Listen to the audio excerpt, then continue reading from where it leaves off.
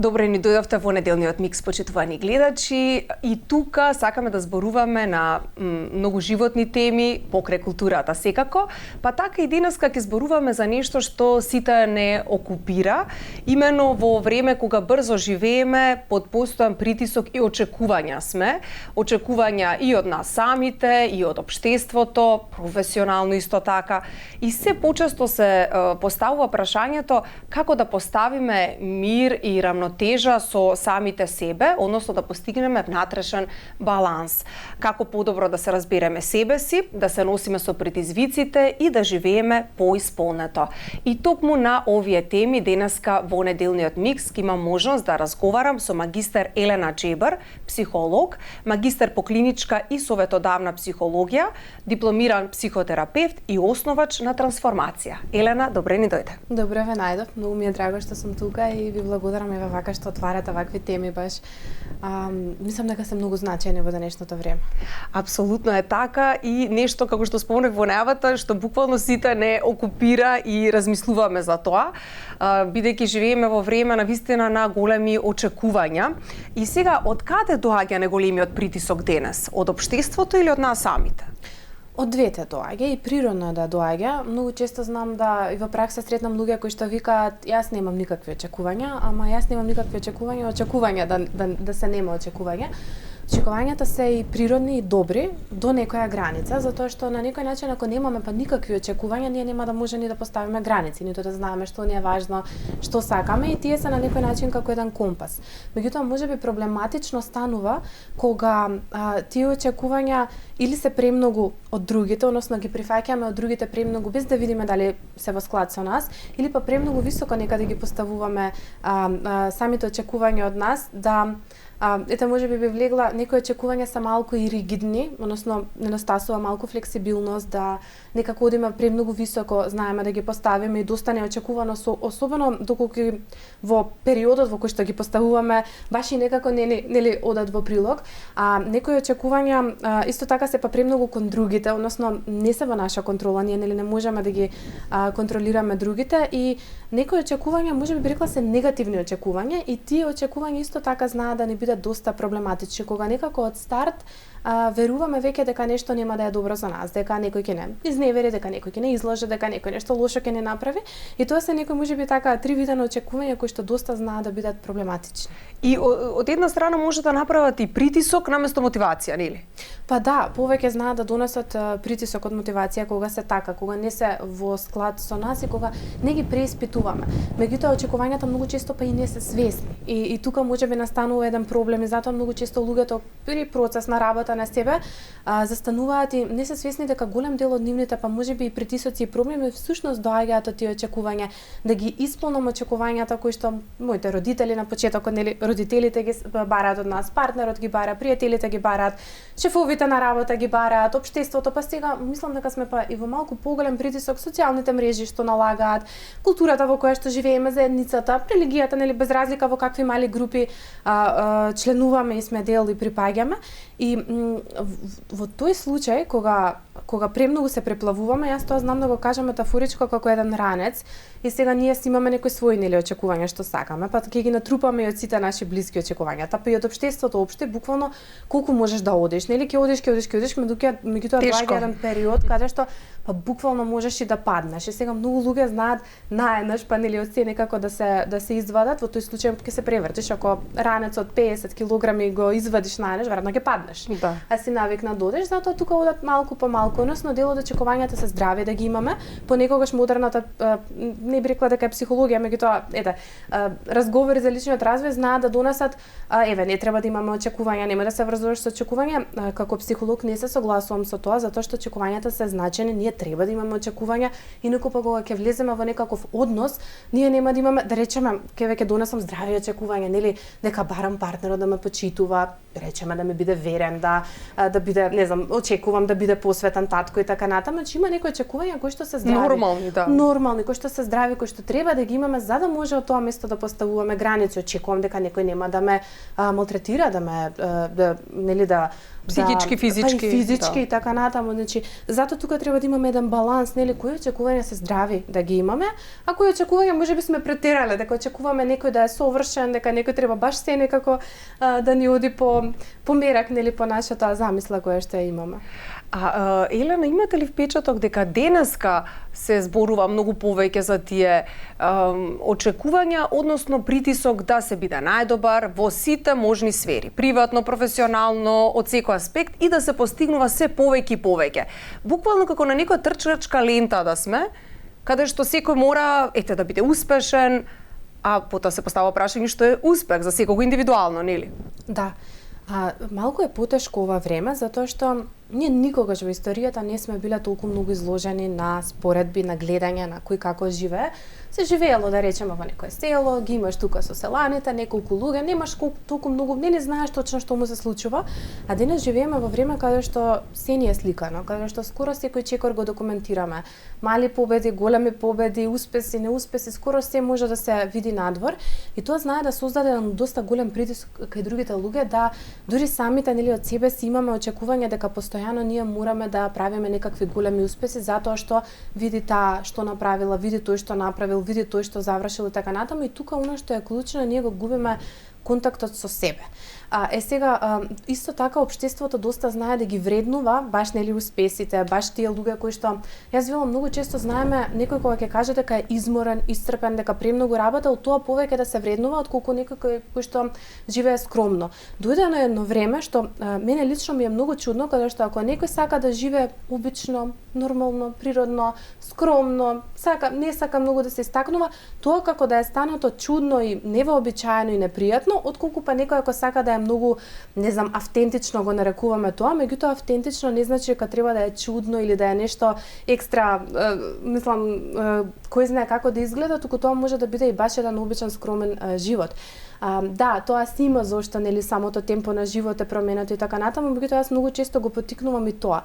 Видиш што навистина сакаш. Имавме една вежба на последната година на факултет, ја памтам, замисли дека ова се последните твои 3 години од животот и што е она кое што одиш на лекар, нели не е вистина реално да навлезеш во анксиозност, меѓутоа замисли дека докторот ти вика, Елена, имаш уште 3 години живот и видиш што ќе направиш со тие 3 години. И јас не можам да заборавам, таа вежба можеби беше и најпсихолошката вежба на целиот факултет која што ја имавме добиено. Не можам да заборавам дека во тој момент ако навистина имаш само уште 3 години, еве ако слушателите баш она си го постава тоа, што е она што навистина ќе сакаат да го постигнат. Јас во таа вежба, ако бев еве 3-та или 4-та година мислам дека бев, да речеме си имав дека сакам да се остварам како мајка, сакам да си останам во кругот само со најблиските пријатели, да некако скромно нешто, знаеш, мало, ретко кој во таа вежба ќе напише нешто многу големо што сака да го направи, повеќе некако всушност она природно човекот сака да се поврзува. И реално кога ќе размислиме тие 3 години во наводници, нели сега не буквално, меѓутоа ако навистина имаме уште малку време, желбата реално што ја имаме е да поминеме квалитетно време со луѓето кои што ги сакаме, да оставиме таму печата, не знам, нели каков печат пред луѓе кои што не ни познаваат. Па да, особено не луѓето што не познаваат. Мрежите тоа многу го постигна, да како велат, ако не се стави на мрежите, како да не се случило. Да. Апропо ова дека ако се патува мора да се стави, ако се посети некој настан мора да се објави. Има луѓе кои што не сакаат воопшто да се експонираат и да постираат, да објавуваат на мрежите, а живеат многу исполнет живот приватно, нели? Да. Така што не можеме да правиме такви компарации, а од друга страна апсолутно е така како што кажавте и вие, тука е тој притисок споредба со други, а сите тие работи не се секогаш комплетно вистинити, не секогаш сме 24 часа насмеани како на мрежите кога ќе објавиме слика. Да. Не треба да бидеме. Јас сум некој кој што многу години, мислам дека веќе 13 години немам социјални мрежи, приватни зборам или тоест имам, ама не го користам, буквално е ајде да речам професионално. Немам лично, она што го забележав и што мислам дека многумина го забележуваат, дека социјалните мрежи сепак имаат една позитивна работа, а тоа е, да речем, јас прв пат кога ги избришав Facebook, Instagram, тогаш уште не бев почната со работа и слично, многу контакти изгубив затоа што сме навикнати да контактите на некој начин ги одржуваме на социјалните мрежи. Па да видам што прави Марија, па чекај да ја пишам здраво, па порано имавме да ја боцнеш, не знам дали памтиш, баш на некој, ајде да речам само здраво, да ја ставиш лајк и така натаму, со текот на времето тоа знае да се изгуби. Но многу често луѓето се врзуваат толку многу со валидација од другите што ќе кажат, да и тука има едно очекување дека ако другите не ме валидираат, ако другите не видат дека јас сум била вамо и вамо, ако другите не видат дека јас сум дипломирала, вработила, родила дете и така натаму, како да не вреди. И тука всушност можеби овие очекувања стануваат најопасни, затоа што не ги врзуваме веќе што себе, со што е она што го сакаме, нели, каде се гледаме, кои се нашите желби, бидејќи на природно е да имаме ние порив кон самоактуализација и да сакаме да успеваме. Тоа е природна потреба кај секој човек и е значајно да се развива, па дури би рекла дека е симптоматично доколку некој не има таа за самоактуализација, значи да постигне нешто повеќе, да кажам и од себе. Но многу е страшно кога ние ова го врзуваме со себе вредноста. Односно кога веќе ако нешто не успеам, ако нешто не направам, ако друг некој не ме види и не ме валидира, тоа значи дека не сум вредна или вреден. Тука мислам дека најголемиот психолошки проблем се случува кај луѓето кои што буквално толку многу се имаме изгубено во овој свет и на социјалните мрежи, во и другите луѓе, во баш на некако се што другите луѓе можеби мислиме дека не наметнуваат, не е дека тие не наметнуваат, едноставно тоа е став, затоа што ние сме доволно возрастни, нели, кога се обраќам на возрастна група, да може да застане да чекај, ова не е мое, нели, ова е на другите, ова е можеби очекувањето на мајка ми, на татко ми, на партнерот и така натаму, ама не значи дека ако јас не го задоволам тоа очекување дека не вредам, едноставно тука и сега не можам и бирам. И тука многу често луѓе стравуваат што ќе се случи со тој однос, сега јас ако одбијам некого, што ќе се случи, нели, ако јас кажам не, и да, постојат ситуации кај што навистина може односот да се разниша, ама дали тој однос бил однос ако те немало тебе во него? Апсолутно е така. И можеби клучната работа во работата на себе е да можеш да издржиш, да се сносиш и со болката од тоа дека некого може ќе загубиш, и со нелагодноста при самото поставување на граници, излегување и така натаму, но од друга страна многу почесто за другите тоа е дозвола.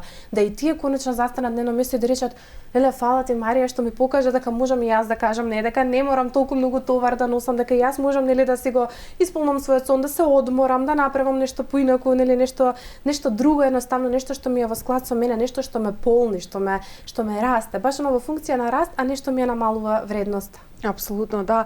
И еве следиме сите и подкасти, интервјуа и на светски медиуми и така натаму и забележувам како многу јавни личности излегуваат со некои нивни можеби нешта, ситуации од минатото кои што не се толку убави, нели?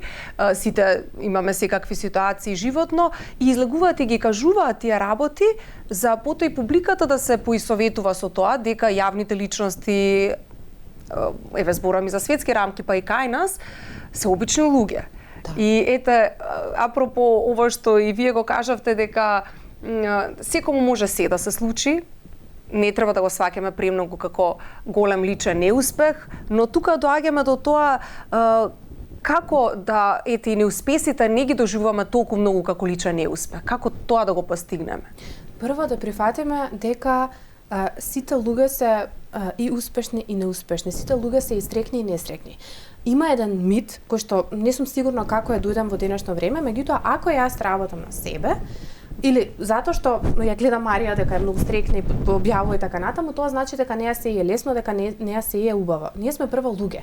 Како мали деца имаме природна тенденција, значи така сме едноставно, нели, како луѓе направени, да ние прво ги идеализираме нашите родители и нели мислиме дека се најсилни, најдобри, најпаметни, дека можат се, па има на деца кога викаат сакам ова, значи тие навистина замислуваат дека ние сме семоќни. Тука негде во пубертетот, кога веќе и символичкото мислење се се развива, кога детето сваќа дека чекај малку, мама и тато не биле толку безгрешни како што сум мислел, мама и тато тука не ме разбираат, тука направиле грешка, тука не живеат добро, тука паѓа таа идеализација природно, односно почнува да се развива нели па негде во возрастноста да можеме да видиме дека и тие се нели грешни и така натаму. Сега има нешто што останува во возрастноста, тоа кога гледаме некои други успешни луѓе, особено доколку станале мега популарни, доколку се некакви нели ајде да кажам лидери во општеството, ние несвесно да ги идеализираме и да мислиме дека тие се безгрешни. Она кое што тие луѓе го прават, и мене многу ми е драго, тоа го прават и во Македонија, ја отвараат душата, ја се отвараат ранливи, споделуваат како и тие нели минуваат низ тешки периоди, затоа што и самите тие имаат многу голем проблем од очекувањата на другите луѓе дека треба тие да се совршени личности. Тоа многу често и како психотерапевти го носиме и го имаме ние. Знае клиент да дојде со очекување дека ние во приватниот живот нели треба да сме совршени. Може да има нели очекувања од самиот однос, етика и така натаму како ќе се води процесот, како треба да изгледа и слично, меѓутоа не е од она нели дека треба да се човечката варијанта. Мислам реално ние сме сите луѓе, сите имаме недостатоци. И во моментот кога ќе видиме дека некого идеализираме, треба баш да се вратиме назад. Не со сила да му бараме грдо. Грдо многу лесно можеме во човек да најдеме, туку да го бараме и убавото, но не само и во другите, туку и во нас.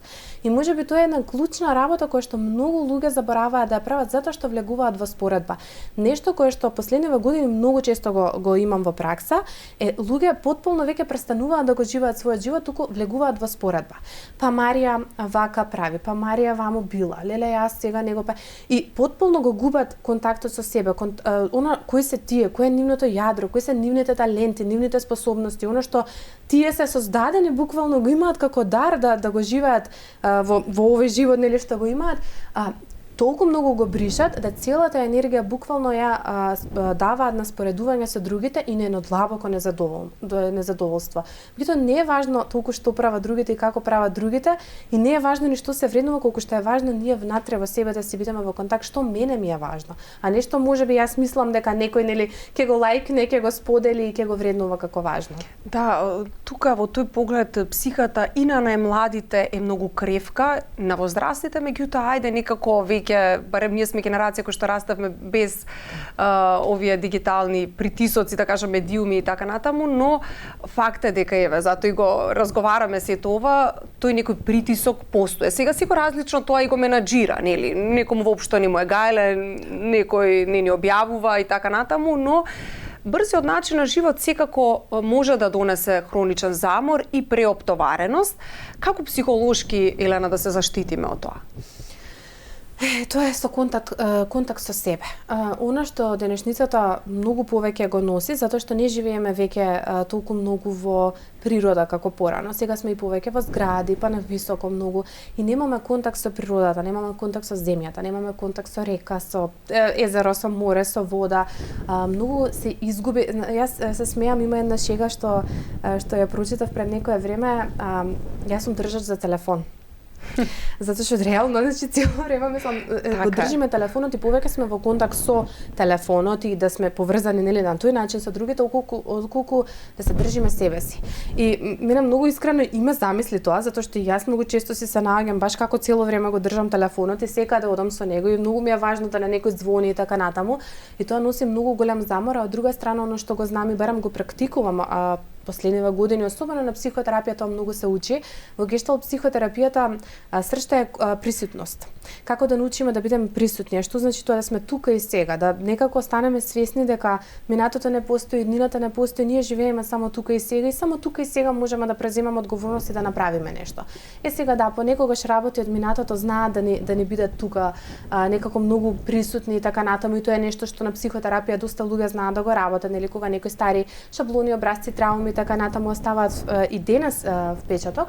Меѓутоа, за да можеме ние да се одмориме и да можеме некако да не сме толку хронично, да кажам, под голем стрес, идеално е да почнеме да вежбаме и да учиме присутност, каде што ќе пробуваме колку повеќе да бидеме во контакт со природата, колку повеќе да некако се гасиме од таа една цела вклученост, да, знаеш како, телевизор да се изгасиме, телефон да се изгасиме, некакви мисли, тоа мора свесно да се направи, зашто ние ако не свесно делуваме на ова, ќе се изгубиме.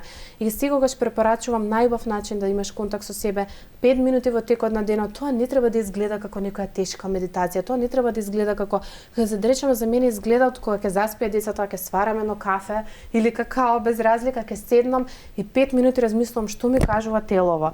Дали ми е наведнато, што носев денес на тело, дали ме боли стомакот, зошто денес ме болел стомакот, што ми кажува ова чувство во стомакот за тој човек со кој што разговарав.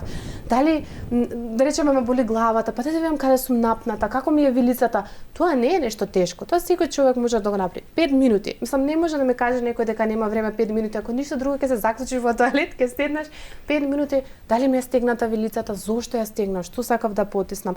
Телото многу повеќе не кажува и побрзо не кажува отколку мислите, затоа што мислите знаат да влезат во многу некакви вртлози, да не однесат во некоја контрола, во некој катастрофични очекувања, ама телото никогаш не налаже. И секогаш е важно, убаво го кажа. Да, важно е да се слушаме. Она чекај во контакт со Марија, како се чувствувам? Пријатно ми е, добро. Во контакт со Перо, како се чувствувам? Имам пеперутки во стомакот. Што кажуваат тие? Нешто се плашам, значи нешто со кај Перо не ми е сигурно. Значи нешто тука има. Мислам, тоа чисто сакам можеби сите да го знаат, порано многу почесто старите биле поврзани со своето тело, затоа што баш и повеќе имало физичка работа која што ги крепела. Денес некако седиме по цел ден и забораваме да размислуваме што точно телото ни кажува како порака. Преубаво ова го кажа, голема порака до сите нас да затоа што ми се чини дека се помалку тие 5 минути во текот на денот ги одвојуваме за себе, а се клучни навистина, затоа што колку и да ги сакаме луѓето околу нас, сепак ако ние сме добри, ќе бидат и тие добри. А најбавиот дар што можеме да им го дадеме на другите е да се грижиме за себе. Најбавиот подарок што родител може да му го даде на детето е да се грижи за себе, затоа што ако не се грижи, детето не може да биде дете, ќе треба да биде возраст, односно ќе треба да биде родител на родителот. И ова е нешто што нашата генерација многу често го гледам, особено каде што родителот толку многу се дал на детето да едноставно прегорел и она, знаеш, дета многу често веќе возрастни жени или мажи ќе дојдат и ќе речат, не знам дали да се грижам за себе, дали да се грижам за моиве деца или да се грижам за стариве, за родителите кои што некаде на патот како да се чувствува некоја вина или нели очекување дека треба да се грижиш за нив. И затоа секогаш викам да работиш на себе, да се грижиш за себе е најдоброто нешто што можеш да го направиш за другите како подарок за тие, едноставно да не мора нели да го носат тој терет, да се грижат за тебе, особено кога си возрастен. Така, психотерапијата се почесто се применува, се повеќе луѓе ми се чини одат на психотерапија затоа што таа ментална хигиена некако многу актуелна стана и со право, дефинитивно е така, но кога минуваме низ тежок период, што најчесто ни помага да потонеме, да не потонеме во безпомошност? Дали психотерапијата е еден од тие методи? Психотерапијата е еден од тие методи, меѓутоа не секој може во секое време да прво има се уште, ајде да речам, не секој може во секој момент нели да си приушти психотерапија и ние во Македонија за жал немаме толку многу да речам државно да може некако да се посетува и тоа. Јас затоа секогаш викам прво нешто кога поминуваш низ тежок период е да се поврзаш со луѓето кои што ти се блиски и значајни. Не може да немаш никого, значи секој има барем еден човек, не мора да имаш 10 луѓе. И не се ни здрави, не ни природно ние да имаме толку многу блиски контакти, меѓутоа барем една личност која што знаеш дека ќе те ислуша, која што нема да тргне да ти го реши проблемот, туку само ќе те ислуша и ќе биде тука за тебе. Значи прво е поврзување. Поврзување и контакт со другите и секако поврзување и контакт со себе. Па потоа идеално е нели доколку може да посети психотерапија, со тоа што психотерапијата некако можеби некои луѓе ја гледаат како крајната дестинација, доколку човек има можност, убаво е да не биде крајната дестинација, туку повеќе да биде во функција на превенција, затоа што кога е во функција на превенција човек многу полесно ќе може да се носи низ тешките периоди. Ќе има многу поголема развиена веќе резилиентност, свесност за себе, кои се неговите силни, кои се неговите слаби страни. Затоа што многу е важно да си ги познаваме и силните и слабите страни. И од тоа место да делуваме. Како реков, нема совршен човек. Совршенството е Божја работа. Тоа не е за луѓето.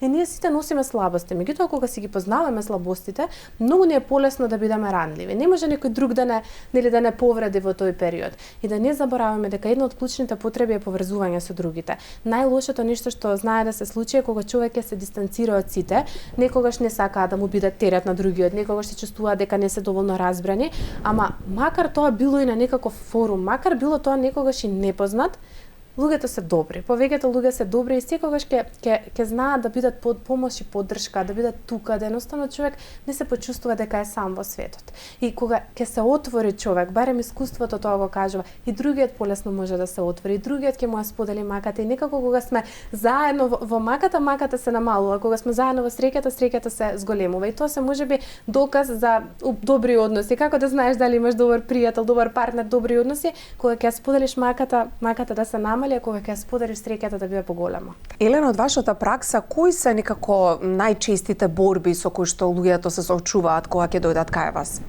Секој во своја борба си е. Не би рекла дека има нешто кое што, ајде да речам, го носат сите, но има нешто кое што барем го гледам кај повеќето, иако борбата можеби е различна, тоа е надлабоко чувство на не сум доволен или не сум доволна. И мислам дека многу често луѓето го носат тоа како да не се доволно добри, како да не се доволно убави, како да не се доволно згодни, како да не се доволно добри мајки, татковци, родители, синови и ќерки, како едноставно надлабоко чувство на недоволност, кое што доколку постои многу е потешко некако да се оди напред. И тоа е, мислам дека можеби клучната тема на која што се работи, а секако дека има и различни борби со кои што се среќаваат, да речеме многу е тешко балансирањето, многу им е тешко грижата за себе, особено да речеме велики доста работам со мајки, кај мајките можеби најтешката борба која што ја носат како да не се изгубат себе си како жени во новата улога на мајка, каде што веќе мора да се грижат максимално за децата. И тоа знае да е доста тешко. Тука има исто така многу очекувања и од општеството и од себе, па како треба да изгледа таа мајка, па како изгледаат другите мајки. Тоа е една борба која што многу често ја сретнувам, ама пак во сршта е она чувството на не сум доволна или па не сум доволно вредна. Така, а што значи личната трансформација? Како да се започне? Многу луѓе кога ќе кажеш лична трансформација, мисля дека треба сега нешто ново да станат, поинакво да станат. Меѓутоа, еве и во психотерапијата, реалноста е дека вистинска трансформација почнува тогаш кога ќе станеш тоа што си, а не тоа што се обидуваш да станеш. Мене ми е многу страв во ова време, каде што биди најдобрата верзија од себе е толку модерна станата. И јас тоа стално мислам дека вака го трубам каде да одам. Што значи биди најдобрата верзија од себе? Не си доволно добра, па сега треба да стануваш подобра верзија од себе. И јас викам, ти стреми се, убаво да се стремиме кон попосакувана верзија од себе, не желбени или аспирации кои што ги имаме, меѓутоа ти веќе си твојата најдобра верзија, ти веќе си доволно добра. И кога толку многу сме бомбардирани со тоа биди најдобрата верзија од себе, станав најдобрата верзија од себе, ние си го докажуваме она дека значи јас не сум доволно добра. И што значи најдобра верзија од себе? Сега вистинската трансформација и што значи да се прифатам себе си? Тоа значи да си ги прифатам и своите негативни аспекти. Можеби најтешко име на луѓето кога треба да се соочат со тоа дека имаат и лошотилок во нив, нели, дека имаат и злобни мисли, негативни мисли, дека не ги сакаат сите и дека и тие осудуваат, дека и тие имаат некои негативни шаблони. Тоа во јунгијанците го нарекуваат сенка, каде што прв пат се соочуваш со тоа, па ја не сум божица светица, туку па јас мислам лошо. И јас не сум. И тоа е во ред, нели, некогаш? Тоа е во ред, седо дека нема да штетуваш на другиот. Значи тука е таа граница, но кога ние ќе прифатиме дека и ние имаме негативни страни, дека и ние имаме во нас некои, ајде да кажам, бури кои што многу лесно знаеме да го впериме прстот, види таа каква, види тој каков, види што прави, види како прави така натаму, тогаш не е многу тешко. Кога ќе ги прифатиме овие, тие веќе престануваат толку многу да се бурни, толку многу да не сметаат и дури тогаш стануваме па и подобри луѓе за себе, затоа што јас знам дека има некој аспект во мене кој што е љубоморен. Јас знам дека имам некој аспект во мене кој што завидува. Зошто завидувам? Па јас сакам нешто такво. Па да видам да можам да го имам тоа. Затоа што кога овие аспекти не се освестени, тогаш луѓето знаат да влезат во па не сакам Марија сега да го има ова, сакам јас да го имам, зашто јас не можам да го имам, ќе и наштетам на Марија. Ама кога јас знам дека јас малку и завидувам на Марија, зашто шуба фустан има Марија, сакам јас, ја нема да ти го исечам фустанот така, туку ќе се трудам да го добиам. Ќе те прашам, па Марија, каде си го купи? Ќе се трудам можеби нели да го добиам на начинот на кој што мене ми е возможен. И затоа трансформација всушност значи да се прифатам себе си во целина, значи да се интегрирам, не само да го гледам едниот добриот дел и да работам само на добриот дел, не само да го гледам лошиот дел, затоа што па многу често доаѓаат луѓе на психотерапија сакаат се што е лошо да го сработат и да не постои веќе лошото, се што е добро да може да го зајагнат. Ама поентата е да прифатиме дека прво кои сме, што носиме, некои работи не се менуваат, некои работи остануваат такви какви што се, и тоа прифаќање дека па добро, јас сум ова, изгледам вака, не можам се да сменам. Можеш нели да ослабеш, можеш да се здебелиш, можеш да вежбаш, да крееш да мускулна маса, ама па не можам да се извишам или да се снижам, така таа сум што сум. Не можам да ја сменам формата на лицето, не можам некои работи. Додуше сега добро, има пластични операции, некои работи може ќе се сменат. Меѓутоа во суштина некои работи не може да се сменат. Како на телото, така и во психата. И тие е многу важно да ги прифатиме и наместо да ги гледаме како големи пречки, наставно да ги гледаме како дел од нас, па и дел од нашата нели автентичност и личност која што си ја имаме. Тоа е трансформација која што се случува. И од друга страна, кога работиме веќе на тие аспекти, стануваме првиот чекор е, нели работиме на себе, гледаме што не чини, како не чини, така натаму. Второто е гледаме што другите, па ајде да речам какви сме во односот со другите, што се случува, какви се другите луѓе, почнуваме и нив да ги прифаќаме, не ги идеализираме толку, ниту ги снижуваме, нели, ниту ги извишуваме, едноставно почнуваме да гледаме реалната, ајде да речам, слика. И третиот аспект е веќе кога гледаме, како јас делувам на другите, како другите делуваат на мене. И тоа е исто така дел од трансформацијата. И тоа не се случува преку ноќ. Тоа за некои луѓе можеби е поприродно, зависи како растеле. Многу луѓе имале многу мудри баби, дедовци, родители, луѓе околу нив кои што ги воделе, кои што ги зборувале овие работи, но многумина за жал па и немале можност, особено ако живееле во некои потешки услови каде што и немало време толку многу да се зборува па за личен раст и развој. Јас велам, ти не можеш на човек што е гладен, што му треба работа и леп да му зборуваш за вера. Сега ова нели е како вера, личниот раст и развој, значи ти прво треба на човека да му најдеш работа, да може да преживува, да се чувствува стабилно и сигурно, па тек после тој да гледа како ќе расте и што ќе прави и како ќе се менува. Само ова е многу клучно. Ние многу често знаеме што му треба на другиот, знаеме да му кажеме, па само ова треба да го направиш. Како може да не го види тука и стои? Па не може, затоа што се соочува со некои други болки, со некои други борби, едноставно нема капацитет во моментот да се износи со тоа. И затоа трансформацијата е различна за секого. Понекогаш е базично да може човек прво да застане на две нозе, да може баш на некако да од фаза на преживување што се вели да почне да живее на некој начин. И има некој кој што супер живее, кој што се му е да речам средено и така натаму, нема никаков проблем во однос на сигурноста и слично, па само работи на некакво растење. Или да можеме малку да се префрлиме и на оној однос родител-дете. Многу често се зборува како родителите треба да ги воспитуваат денеска децата, како порано било, споредби. И еве одличен аспект како мајки, како еве и ти конкретно мајка си на 3 дечиња. Кажи ни што лично ти некако сакаш да им го пренесеш на своите деца, што праксата те научила, па тука некако да најдеме некој совет за сите наши гледачи. Има една мислата е со 4 деца, ама јас ќе ја кажам со 3, затоа што мислам дека особено кога станав мајка на 3 деца ми стана многу впечатлива. Пред да имам деца, имав најмалку 3 филозофии како треба да се воспитуваат деца. Сега имам 3 деца и немам ниту една филозофија.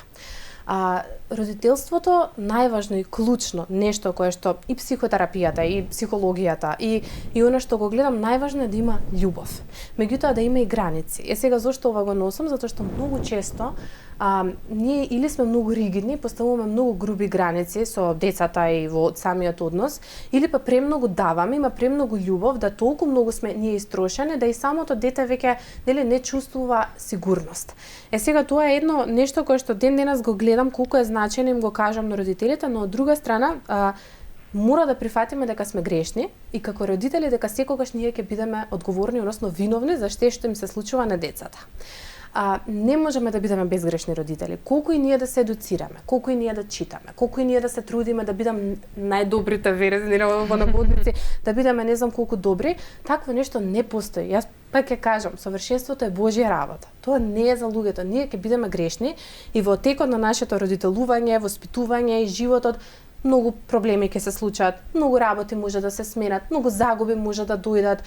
Ние не можеме да знаеме што ќе се случува и во самиот партнерски однос, во работата, нели, во средината и така натаму. Тоа едноставно е невозможно да го контролираме. Но она што е важно е да ги слушаме нашите деца, да признаеме дека ние ќе бидеме виновни и да прифатиме одговорност дека ние сме биле виновни, да се извиниме. Затоа што грешки и нашите родители правеле, и нивните родители правеле, секој човек ќе прави, но кога имаме капацитет да го признаеме тоа, доволно му е на едно дете да некој му ја валидира полката и да му каже жал ми е, знам дека во тој период сега гледам, можеби не сум знаела, меѓутоа сега гледам дека во одреден период не сум била најдобрата мајка што за тебе била потребна. Сега кога имам 3 деца, гледам и дека секое дете има различна потреба од љубов. На секое дете му треба нешто различно од мене и ако со првото сум се навикнала дека на еден начин можам да му ја покажам, второто бара нешто друго, третото бара нешто сосем различно. И наместо да очекуваме дека треба, ако се вратам на очекувањето, дека ние ќе бидеме совршени родители или дека некој таму е совршена мајка или дека совршено прави, доволно е да прифатиме дека да, ќе се трудиме нели да бидеме што е можно подобри во смисол сепак затоа што едукацијата тука е многу клучна и многу значајна. Сепак може многу да не поддржи, да не помогне, но од друга страна дека ќе бидеме свесни и ќе бидеме доволно скромни и понизни да им се извиниме на нашите деца доколку нешто не им било добро. Тоа мислам дека е многу значајно и ако прашам многу возрастни луѓе што ти треба од твојот родител сега, многу ќе влезат во тоа, па само ми треба да ми ја валидираше болката, само ми треба да ми кажеше леле стварно извини, ти било тешко во тој период, бидејќи неслучајно на психотерапија кога се работи веќе некој подолг период, работиме на така наречено внатрешно дете. И најчесто тука е односот со родителот, чувството на осамено што детето го чувствувало, чувството на недоволно љубов или можеби несоодветна љубов. И тука не станувало збор дали пример мама и тато се карале, туку како, нели, како кон лично, него, не, како кон детето било покажувана или не покажувана љубовта. Најчесто повеќето ајде да речам трауми, болки, понатаму проблеми со менталното здравје потекнуваат од недоволно љубов.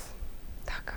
И ете порака можеби да многу повеќе покажуваме љубов, да не ги штедиме емоциите, да покажеме дека сме и ранливи, и силни. И тоа се нешто кој што и еден човек ги има, нели? Во нас има различни карактеристики и тоа е сосем нормално.